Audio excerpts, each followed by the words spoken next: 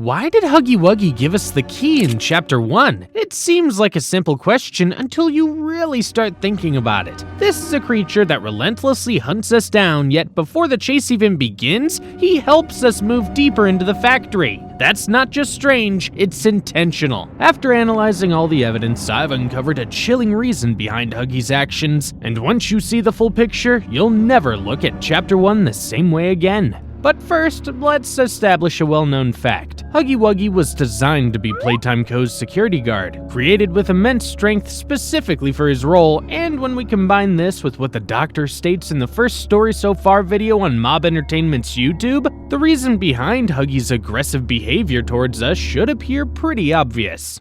Our intruder stirred one of the factory's security measures, and he performed exactly as he was designed. However, this can't be the true explanation for Huggy's hostility. If he was simply following his duty as Playtime Co.'s security guard, then why didn't he just kill us immediately? There has to be a deeper truth behind his actions. Of course, the doctor wouldn't have realized this. As the creator of these giant toys, he likely wanted to believe that Huggy's attack on us was simply him doing his job just as he was designed to. That would be the most preferable explanation for him, but not necessarily the correct one. And as we previously mentioned, Huggy literally gave us the key. Clearly, he wanted us to venture deeper into the abandoned ruins of Playtime Co. Not only that, but he was also actively luring us in, starting off by stalking us from the shadows, subtly moving his arm to catch our attention, then by watching us from the vents, his eerie smile being visible before he silently disappeared. Unless that wasn't his intention at all, there's no denying that Huggy intentionally positioned his arm to retreat into the doorway, making sure we saw it.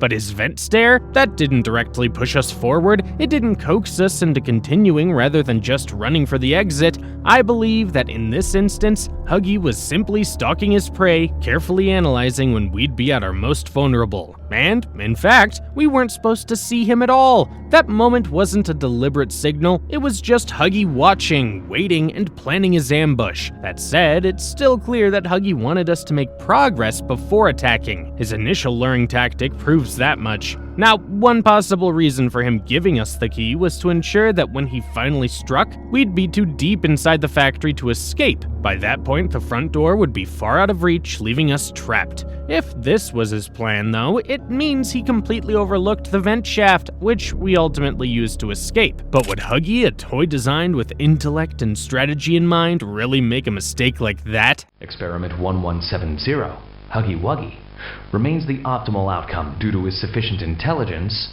paired with maximum obedience. Given Huggy's intelligence, we can safely rule out the idea that he was simply trying to lead us further from the exit. Otherwise, he surely would have considered the ventilation as an escape route. So, what if his goal was something more personal? During the Hour of Joy, every toy was ordered to wipe out every adult in the building, guilty or innocent. Since the toys have the minds of children, they probably believed by the end of this event that all the grown-ups were responsible for their suffering. With this in mind, it's not far-fetched to think that when Huggy saw us, an ex-employee clearly well into adulthood, he may have ultimately viewed us as a monster, one of the very people who transformed him into this terrifying creature. If this was the case, then everything that followed in Chapter 1 could have been Huggy's twisted revenge, a way to mentally shake us to the core, torment us, and finally eat us alive, securing his own form of justice. However, there's also the opposite possibility. What if Huggy gave us the key because he was trying to help us? The recently played VHS tape explicitly mentioned how Huggy was obedient to Playtime Co.'s staff, and the only reason he participated in the Hour of Joy was because of the prototype's influence. Perhaps at first, Huggy wasn't trying to harm us at all, which would explain why he showed no hostility in the beginning. His later aggression may have been due to the prototype getting inside his head once again, forcing him to turn on us, and we already know the prototype is capable of this, as proven in the spin-off game Project Playtime.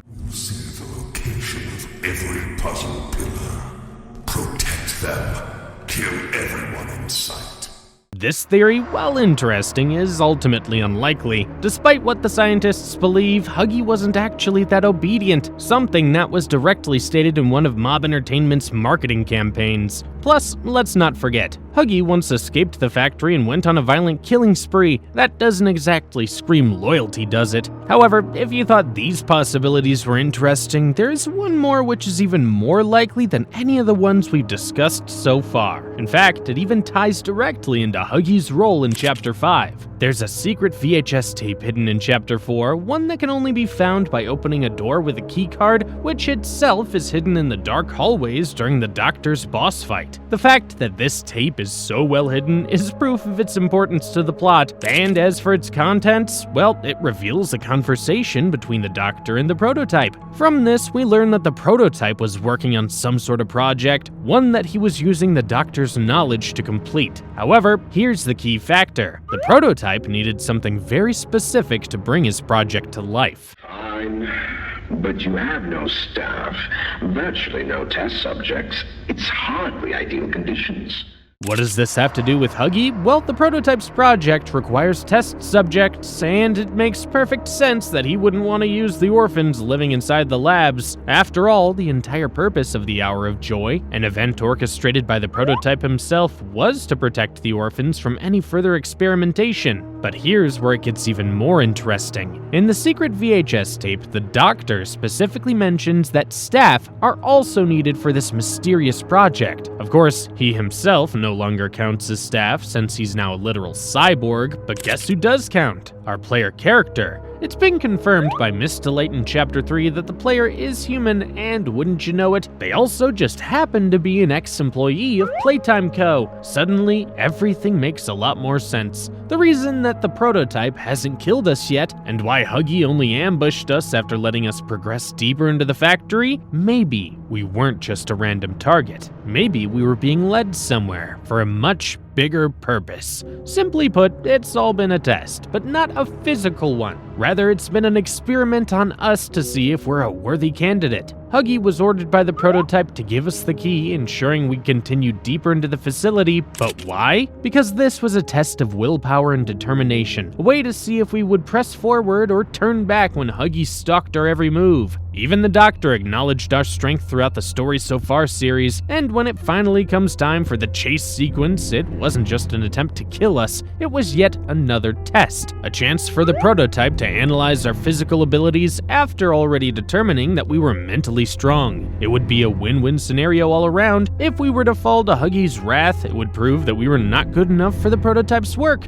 and if the opposite were to occur, it would only show just how worthy we truly are, and as we all know, we did escape Huggy in the end, proving ourselves to be an ideal test subject. Now, as for the explosion near Chapter 4's conclusion, it was probably just a trap, a way to lure us toward the labs where the prototype resides so he could finally get us exactly where he wants us. But that leaves one major question. Why was Huggy repaired? Well, we already know he wasn't acting on his own, he was following orders. The prototype didn't bring Huggy back just to hunt us, he brought him back to lead us even deeper, guiding us straight to the heart of the lab for the final stage of his experiment. And to think, it all started with a simple key. What do you think about this? Let me know your thoughts in the comments. Also, check out this video here.